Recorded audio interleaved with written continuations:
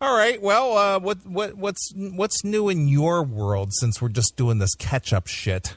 Not much. Just worked. I mean, I'm home. I wasn't supposed to be home until Tuesday, but I reworked everybody's schedule around me so that I could get out of there a few days early because I was at like 15 or 16 straight days there. Right. And I was pretty burned out, just burned from being there. So I got my ass out of there a couple of days early, which is nice. Sure. Other than that, not much, dude. Like I said, I've been writing. I'm not going to get it done by the anniversary of the burn accident because this is the 20th anniversary is in December, and the book's not going to be done for that. But I'm the only one that knows that, so it really doesn't matter. So that burn happened the year that I started the show? Yeah. Really? Mm-hmm. So, 1994, December 12th. Oh, well, I started the show in 96, though. Well, then then your math is wrong. December, or is my math wrong? Is it only 19 years? Well, if it was 94, we're into the 21st year. It was December. Oh, did I already miss my 20th? Yeah, that was last year. Oh, well, it won't be done for my 21st anniversary. I don't even know. Because I met you in 98. Yeah. No, it happened in 94. So whatever that equals. I thought it was coming up on 20. I guess it's coming up on 21. We're in 2015, my friend. Wow, time. Well, in any event, it won't be ready for the anniversary of my smoking. So I'm thinking early next year. It'll be done. It'll be done this year. I mean, the way I'm writing, if I write every day like I did today, it'll be done in 5 days. Because I literally spit out 25 pages today. Okay. I just and it was out. And but I'm getting that done. The cover's already being worked on. I've got some people looking at it. I'm still as dumb as this is. I'm in the same boat I was in last time with the book. Do I put it out myself or do I let somebody else do it? And I'm probably going to do it myself, I think. But I do have some people reading it, and I don't have I don't have anybody that's actually on it right now saying, "Yeah, we got to put this out. Let's work this out or whatever." But I have people that have had interest in it before, so we're seeing what's going on with that. But that's early next year. It'll be out. All right. Well, but you already have a quote unquote track record because you released that Little Victories, and it did pretty good for an independent release. I mean, it sold. I mean, I have no shame in it. It sold about 1,600 copies. Which, thank you to the CMS fans, because I'm quite sure that was most of the books I sold. Absolutely. Which, I mean, I was very humbled by that. I was hoping to sell, legitimately, I was hoping to sell like 300, and give away another 50. That was kind of what my head had in mind, was like 300, I'd have been okay. The 1,600 was absolutely, shocking to me. Yeah, shocking. And outrageous. But, we'll see how this one does. This one, you haven't even read any of this one, have you? Just what you've put on your Facebook. Yeah, just little snips here and there. But yeah. This is another real happy book.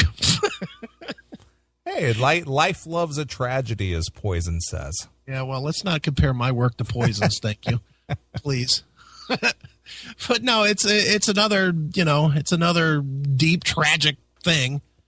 But it's coming out. I was letting a couple people read what I wrote today, and I let John read it, and I let my friend Kelly read it, and they both were like, "Holy shit, this is some powerful stuff." And I was like, and it wasn't even the burn stuff. This was about somebody that fucked me over. Right, I do know that story. You know that story, and sure. Whether that's going to make me any friends or not, I wrote it in. So, well, it's part of the story. It is part. It's a big part. I think it's an important part. It is an important part of the story. It did happen. You can't do revisionist history. Right. And you know what? And I can't protect anybody. That is what the dude did to me. So he gets to pay the piper. He gets to pay it in public. So, that's where it's at. I would think by about February, I'll have it out.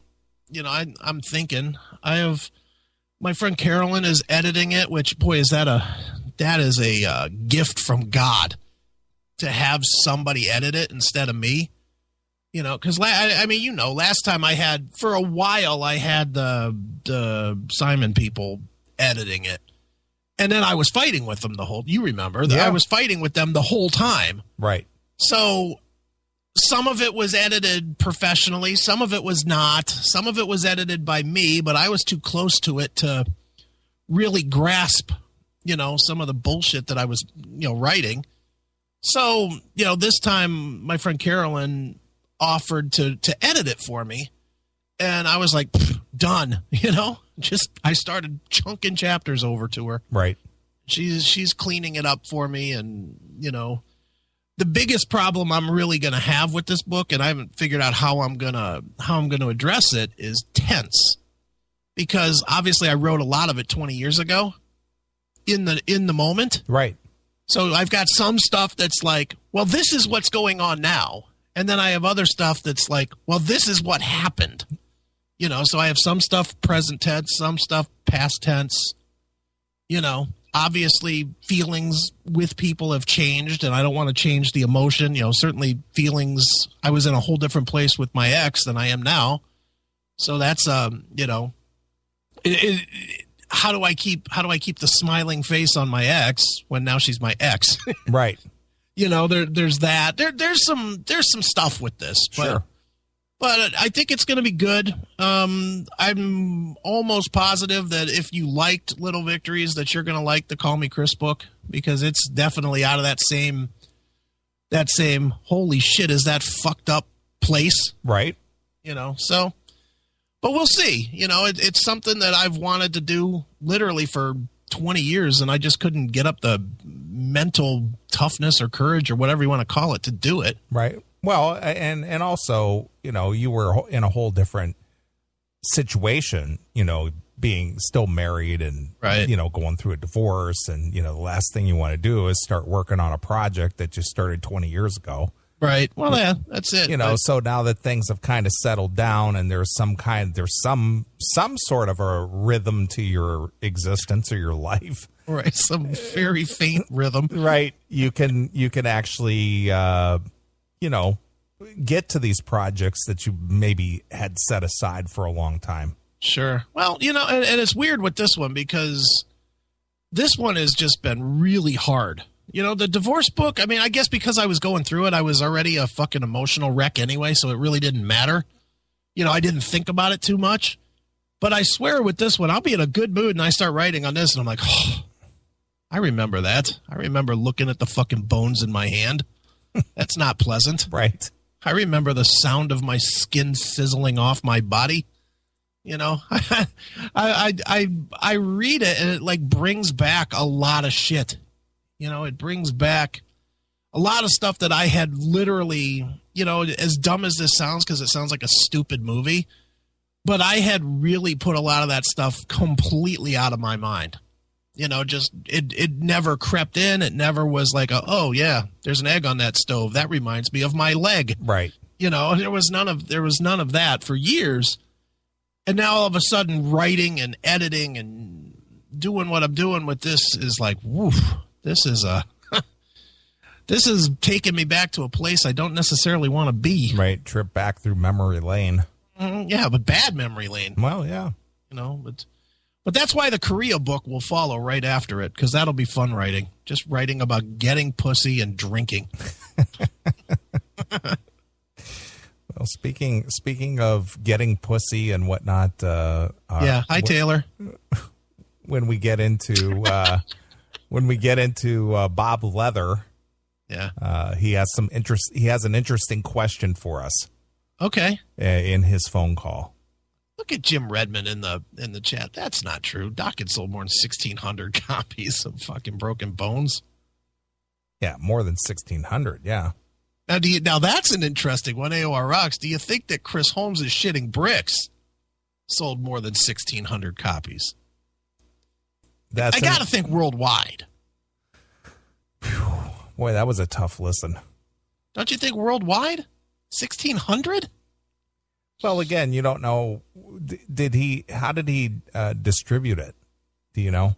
Did he do it himself, or did he have like a small label? Or I have no idea. I don't know what he did with shitting bricks. But that terrible videos that he had for that. Yeah, that video was very not good. Where he's lip syncing the words. Not so good. It's just wow. Chris's life has been just one fairy tale from hell after another. Right. There's truth to that. Yeah, you could sell your stories to American Horror Story. I really could. On FX. Dude, at some point somebody's got to take notice of these books and write and do some kind of Lifetime story, don't they? Well, I think I think that's kind of what, not specifically, I know it's two different things, but that's what Jizzy was hoping with his books. I mean, his short stories that he wrote in his 3 books. Right. Which I couldn't put those books down. I know. Those were read them in a daze. Yeah. And, because of the imagination and the stories and whatnot, he did try to shop them around to make them into like short half-hour TV show thing. Right. And it almost happened. Yep, I remember he was close. He was real close. Yeah. But I wonder that. I have a lot of people, especially with Little Victories, they're like, dude, somebody's got to make this. Yeah, make a movie out of it, or some kind of a, like you said, a Lifetime movie or something. I could see a Lifetime movie. Right. But I guess I would have to find some chick and get married again or something so that they'd have an ending. And I guess that's probably why there won't be one. Right. Because there's no chance of that shit happening. No. But they can't just make it, just leave it as, okay, well, now he's single. Yeah, now he's single and he does what he wants. And now he's single and just runs around the country fucking playing pinball. Yeah, he does what he wants. Exactly. What? That doesn't play well for the women that watch the Lifetime channel. This guy comes and goes as he pleases? What? Oh, that's unacceptable. What? He goes out and drinks with his friends and he comes home when he feels like it? Yeah. Scrap that. We're going to invent the rest of his life. What? He leaves home for 2 weeks at a time? Oh, shit. They'll just wait till I'm dead and then they'll make it. They'll go right from the divorce to, and then he died. Right. It's a tragic ending. Right. And then they'll have Georgetta standing over the grave crying, but then a secret smile on her face while she's crying. Yeah, it'll be a Harry Chapin story. Exactly. There he's lying in his gravesite. Yeah. Taking tips and getting burned. Right. It's kind of like that story of that watchman who was waiting for that chick to show up on a train. Yeah. She never showed up. What was that song? I am the Midnight Watchman. Right. Down at Miller's Tool and Die. Right.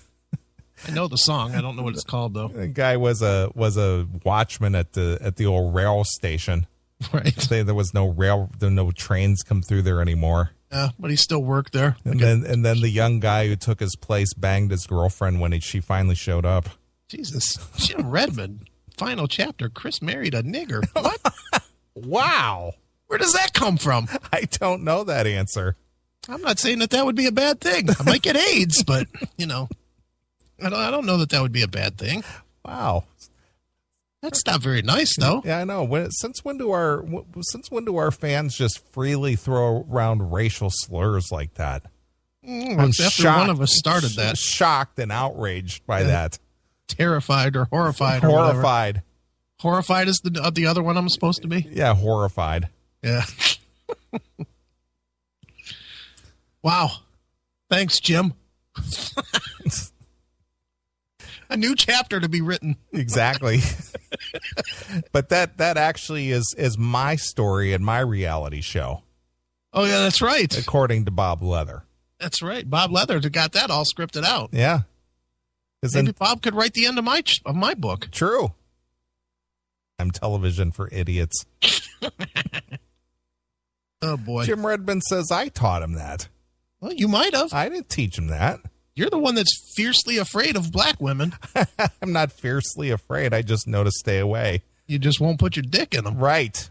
There's no chance. No. None. Not happening. Halle Berry came up, threw that pussy up there and said, here, hit this. No. Really? Nah. Because of fear of AIDS? No, not because of that. It's just not my thing. So what? Dude, it's so what? It's a thing. It's just a thing. It's a thing. No, Jeez. not happening.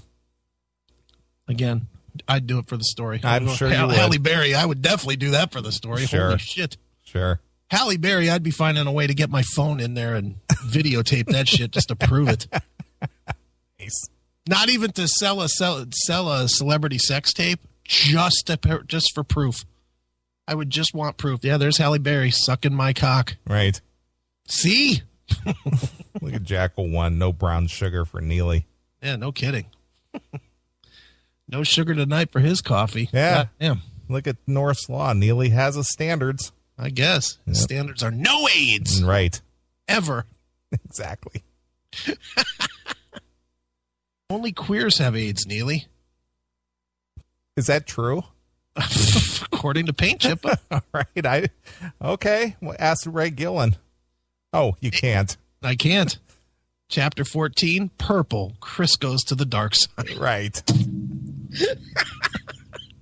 Look at that. What A.O.R. Rocks put in there. All right, now that's not exactly the Halle Berry that I was saying. Now there's some good eating. Of course, if she was famous, I'd go there for the story. Right. If she was, I won't even ask you. If she was Halle Berry, you wouldn't go there. You sure wouldn't go there just for the story. Oh, look at that sexy mama. Wow. That's hot. That's hot, all right, as in sweating. Mm-hmm. All right. Well, enough of this bullshit. All right. We got some. There, look at that. You wouldn't hit that? Who is that? Halle Berry. That one there? Yes, That with the doesn't- book. That doesn't, I wouldn't recognize her as being Halle Berry. That's Halle Berry. Not even attractive. You're a fucking nut job.